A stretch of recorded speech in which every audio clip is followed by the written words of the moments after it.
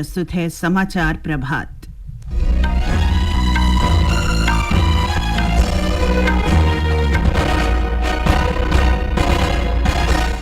निर्वाचन आयोग ने लोकसभा चुनाव के चौथे चरण के लिए अधिसूचना जारी की।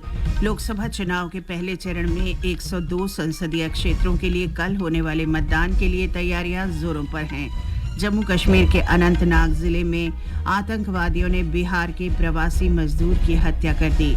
भारत ने जनसंख्या में चीन को पीछे छोड़ा। जनसंख्या का आंकड़ा लगभग 1 अरब 44 करोड़। मौसम विभाग ने अगले 3 दिन के दौरान ओडिशा और पश्चिम बंगाल के गांगेय क्षेत्र में भीषण गर्मी का अनुमान व्यक्त किया है। और टेनिस में राफेल नाडाल एलेक्स डी मिनाउ के साथ सीधे सेटों में हार के बाद बार्सिलोना ओपन से बाहर। समाचार प्रभात के साथ मैं चंद्रिका जोशी। लोकसभा के चौथे चरण के चुनाव की अधिसूचना आज जारी कर दी गई। इस चरण में 13 मई को 9 राज्यों और 1 केंद्र शासित प्रदेश की 96 लोकसभा सीटों पर चुनाव होगा। उम्मीदवार 25 अप्रैल तक नामांकन पत्र दाखिल कर सकेंगे। इस बीच लोकसभा के तीसरे चरण के लिए नामांकन पत्र दाखिल करने का कल अंतिम दिन होगा। तीसरे चरण में 10 राज्यों और 2 केंद्र शासित प्रदेशों में लोकसभा की 94 सीटों के लिए 7 मई को वोट डाले जाएंगे। लोकसभा चुनाव के पहले चरण में 17 राज्यों और 4 केंद्र शासित प्रदेशों के 102 निर्वाचन क्षेत्रों में कल वोट डाले जाएंगे। अरुणाचल प्रदेश, मेघालय, मिजोरम, नागालैंड, सिक्किम, अंडमान निकोबार द्वीप समूह, लक्षद्वीप, पुदुचेरी, उत्तराखंड और तमिलनाडु की सभी लोकसभा सीटों के लिए इस चरण में मतदान होगा। राजस्थान की 12, उत्तर प्रदेश की 8, मध्य प्रदेश की 6, असम और महाराष्ट्र की 5, बिहार की 4, पश्चिम बंगाल की 3, मणिपुर की 2 और छत्तीसगढ़, त्रिपुरा और जम्मू कश्मीर की 1 सीट के लिए भी पहले चरण में वोट डाले जाएंगे। इस चरण में 1625 उम्मीदवार मैदान में हैं। प्रमुख उम्मीदवार के रूप में केंद्रीय सड़क परिवहन और राजमार्ग मंत्री नितिन गडकरी, तेलंगाना की पूर्व राज्यपाल तमिलसाई सौंदरराजन, भाजपा के तमिलनाडु प्रदेश अध्यक्ष के अन्नामलाई और कर्नाटक में कांग्रेस के कार्ति चिदंबरम तथा द्रविड़ मुनेत्र कड़गम के दयानिधि मारन शामिल हैं। राजस्थान में लोकसभा की 12 सीटों पर पहले चरण के लिए होने वाले मतदान के लिए सभी तैयारियां पूरी कर ली गई हैं। ब्यौरा हमारे संवाददाता से। राज्य के मुख्य निर्वाचन अधिकारी प्रवीण गुप्ता ने बताया कि स्वतंत्र और सुगम मतदान के लिए सभी तैयारियां पूरी कर ली गई है। सुरक्षा की दृष्टि से अंतर्राज्यीय सीमाएं सील कर दी गई है। पहले चरण में 12 महिलाओं सहित कुल 114 प्रत्याशी चुनाव मैदान में है। इस चरण में पंजीकृत मतदाताओं की संख्या 2 करोड़ 54 लाख से अधिक है। इनमें 1 करोड़ 33 लाख पुरुष, 1 करोड़ 20 लाख से अधिक महिलाएं तथा 304 ट्रांसजेंडर हैं। पहले चरण के मतदान के लिए 23,651 मतदान केंद्र तथा 719 सहायक मतदान केंद्र बनाए गए हैं। इस चरण में सबसे ज्यादा 22,88,000 मतदाता जयपुर लोकसभा क्षेत्र में, जबकि सबसे कम 19,03,000 मतदाता दौसा लोकसभा क्षेत्र में हैं। जितेंद्र द्विवेदी, आकाशवाणी समाचार, जयपुर। असम में पहले चरण के मतदान के लिए मतदान कर्मियों को ईवीएम और अन्य सामग्री के साथ मतदान केंद्रों में भेजा जा रहा है। राज्य के 5 निर्वाचन क्षेत्रों में कल पहले चरण का मतदान होना है। इस चरण में कुल 35 उम्मीदवार चुनाव मैदान में हैं। राज्य पुलिस के नोडल अधिकारी प्रशांत कुमार भूया ने बताया कि पहले चरण के मतदान के दौरान 14 जिलों में केंद्रीय अर्धसैनिक बलों की 106 कंपनियां तैनात की गई हैं। उन्होंने बताया कि किसी भी अप्रिय घटना को रोकने के लिए अंतर्राज्यीय सीमाएं पहले ही सील कर दी गई हैं। मुख्य निर्वाचन आयुक्त राजीव कुमार ने कल लोकसभा के प्रथम चरण से पहले मतदाताओं से अपनी लोकतांत्रिक जिम्मेदारी का निर्वहन करते हुए मताधिकार का इस्तेमाल करने की अपील की है। श्री राजीव कुमार ने आकाशवाणी समाचार से विशेष बातचीत में कहा कि लोगों की सक्रिय भागीदारी से ही देश में नियमित रूप से सुचारू चुनाव संपन्न हो रहे हैं। चुनाव को लोकतंत्र का उत्सव बताते हुए मुख्य निर्वाचन आयुक्त ने युवाओं से चुनावी भागीदारी में अपनी जिम्मेदारी का आह्वान किया।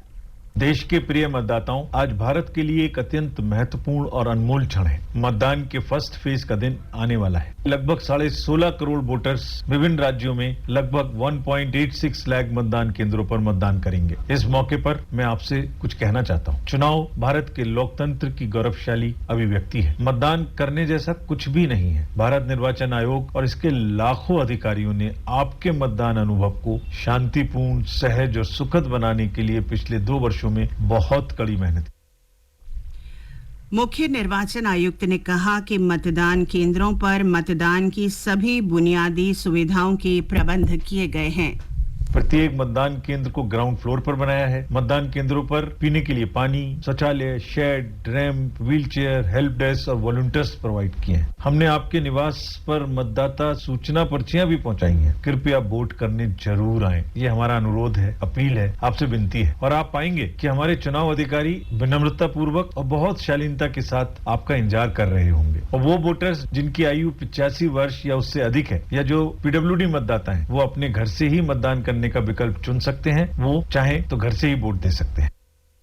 लोकसभा चुनाव की विशेष श्रृंखला के अंतर्गत आज हम चर्चा कर रहे हैं महाराष्ट्र के पश्चिमी विदर्भ क्षेत्र अकोला निर्वाचन क्षेत्र की एक रिपोर्ट। अकोला संसदीय क्षेत्र से भारतीय जनता पार्टी ने अनूप धोत्रे को मैदान में उतारा है, जो मौजूदा सांसद संजय धोत्रे के बेटे हैं। लंबी बीमारी के कारण संजय धोत्रे यह चुनाव नहीं लड़ सकते, इसीलिए उनके बेटे को महायुति गठबंधन से उम्मीदवारी दी गई है। कांग्रेस ने डॉक्टर अभय पाटिल को महाविकास आघाड़ी का उम्मीदवार बनाया है। वंचित बहुजन आघाड़ी के प्रमुख और डॉक्टर बाबा साहेब आम्बेडकर के पोते एडवोकेट प्रकाश आम्बेडकर भी इस सीट से चुनाव लड़ रहे हैं। वंचित बहुजन आघाड़ी की महाविकास आघाड़ी के साथ गठबंधन की चर्चा विफल हो गई है और एडवोकेट प्रकाश आम्बेडकर ने इस चुनाव में अकेले लड़ने का फैसला किया है। वीबीए को उसके पिछले चुनाव गठबंधन सहयोगी ऑल इंडिया मजलिस इत्तेहादुल मुस्लिमीन MIM का समर्थन प्राप्त है। अकोला निर्वाचन क्षेत्र में कुल 17 उम्मीदवार मैदान में हैं। इस क्षेत्र में 18 लाख से अधिक मतदाता है, जिनमें 9 लाख पुरुष है, जबकि 9 लाख से अधिक महिला मतदाता है। विदर्भ के अन्य 4 निर्वाचन क्षेत्र बुल्डाना, अमरावती, वर्धा, यवतमाळ, वाशिम के साथ अकोला निर्वाचन क्षेत्र में इस महीने की 26 तारीख को मतदान होगा। धनंजय वानखेड़े, आकाशवाणी समाचार, नागपुर। लोक निर्णय 2024 आम चुनावों में लोकसभा चुनाव के दूसरे चरण में केवल 8 दिन रह गए हैं। 3 प्रमुख गठबंधन के नेताओं ने राज्य के विभिन्न भागों में चुनाव प्रचार तेज कर दिया है। प्रमुख राजनीतिक गठबंधन में वाम लोकतांत्रिक मोर्चा, UDF और राष्ट्रीय जनतांत्रिक गठबंधन हैं। कांग्रेस नेता राहुल गांधी आज कन्नूर और कोट्टायम में चुनाव सभाओं को संबोधित करेंगे। उधर वाम लोकतांत्रिक मोर्चा के नेता और केरल के मुख्यमंत्री पिनाराई विजयन आज पोन्नई निर्वाचन क्षेत्र में 4 स्थानों पर चुनाव रैलियों में भाग लेंगे। भारतीय जनता पार्टी के जगत प्रकाश नड्डा और मार्क्सवादी कम्युनिस्ट पार्टी की नेता सुभाषिनी अली कल उम्मीदवारों के पक्ष में कोट्टायम निर्वाचन क्षेत्र में सभाओं को संबोधित करेंगे। लोकसभा चुनाव के तीसरे चरण के लिए भारतीय जनता पार्टी के वरिष्ठ नेता अमित शाह आज गांधीनगर लोकसभा निर्वाचन क्षेत्र में 3 रोड शो करेंगे और एक रैली को संबोधित करेंगे। गांधीनगर लोकसभा सीट के लिए भाजपा उम्मीदवार श्री अमित शाह कल अपना नामांकन भरेंगे। भारतीय जनता पार्टी के नेता अनुराग ठाकुर भी आज गुजरात में पार्टी के लिए प्रचार करेंगे। पंजाब के मुख्यमंत्री भगवंत मान ने कल भड़ूच में आम आदमी पार्टी के उम्मीदवार के समर्थन में रोड शो किया। गुजरात में 7 मई को तीसरे चरण के लिए वोट डाले जाएंगे। भारत राष्ट्र समिति के अध्यक्ष के चंद्रशेखर राव को तेलंगाना में सत्तारूढ़ कांग्रेस के नेताओं के खिलाफ की गई अपमानजनक टिप्पणी के मामले में निर्वाचन आयोग के नोटिस का आज सुबह 11 बजे तक जवाब देना है। निर्वाचन आयोग ने जोर देकर कहा है कि यदि उसे निर्धारित समय में नोटिस का जवाब नहीं मिलता है तो के चंद्रशेखर राव के खिलाफ उचित कार्रवाई की जाएगी। ये समाचार आकाशवाणी से प्रसारित किए जा रहे हैं। कश्मीर घाटी में कल देर रात दक्षिण कश्मीर के अनंतनाग जिले के बिजबेहड़ा इलाके में आतंकवादियों ने गोलीबारी की और बिहार के एक प्रवासी की गोली मारकर हत्या कर दी। घटना के तुरंत बाद सुरक्षा बलों ने इलाके को घेर लिया और आतंकी घटना में शामिल आतंकवादियों को पकड़ने के लिए व्यापक तलाशी अभियान शुरू कर दिया। जम्मू कश्मीर के उपराज्यपाल मनोज सिन्हा ने आतंकी हमले की निंदा की है। जम्मू कश्मीर नेशनल कॉन्फ्रेंस के अध्यक्ष फारूक अब्दुल्ला और पीपल्स डेमोक्रेटिक पार्टी प्रमुख महबूबा मुफ्ती ने भी घटना पर दुख व्यक्त किया है। जनसंख्या की दृष्टि से भारत विश्व में प्रथम स्थान पर है। एक अनुमान के अनुसार देश की जनसंख्या 1,44 करोड़ है। संयुक्त राष्ट्र जनसंख्या कोष की रिपोर्ट के अनुसार 1,42 करोड़ आबादी के साथ चीन दूसरे स्थान पर है। मौसम विभाग ने अगले 3 दिन के दौरान ओडिशा और पश्चिम बंगाल के गांगेय क्षेत्रों में जबरदस्त लू चलने की आशंका व्यक्त की है। झारखंड, उत्तरी कोंकण, सौराष्ट्र, मध्य महाराष्ट्र, तटीय आंध्र प्रदेश, तेलंगाना, तमिलनाडु और पुदुचेरी में भी लू चलने का अनुमान है। टेनिस में राफेल नाडाल कल बार्सिलोना में एलेक्स डी मिनाउ के साथ सीधे सेटों में हार के बार्सिलोना ओपन से बाहर हो गए हैं। चौथी वरीयता प्राप्त डी मिनाउ नाडाल को हराकर तीसरे दौर में पहुंच गए। 22 बार के ग्रैंड स्लैम चैंपियन नाडाल साल का अपना दूसरा टूर्नामेंट खेल रहे हैं। शतरंज में भारत के डी गुकेश कल रात टोरंटो में अमेरिका के फैबियानो कारुआना के खिलाफ ड्रॉ खेलने के बाद संयुक्त रूप से दूसरे स्थान पर पहुंच गए हैं।